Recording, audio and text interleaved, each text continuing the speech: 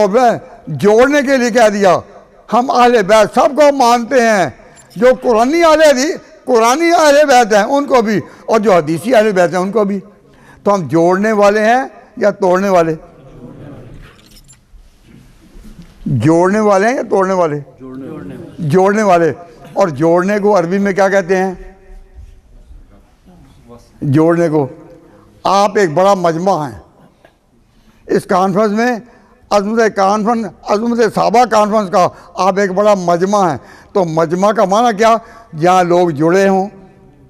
तो आपके तो नाम के साथ अहले सुन्नत वल जमात, आपके नाम के साथ जोड़ना है, हमारे नाम के साथ अलग नहीं होना। जो अलग हों उसको अरबी में क्या कहेंगे? अहले तफर्रुक। उनको क्या कहेंगे? अहले तशय्यो, अलग कम होने वाले। लेकिन आपके तो नाम का जुज़ है जमात, इकट्ठे होना। टूटना आपके नाम के साथ भी नहीं है।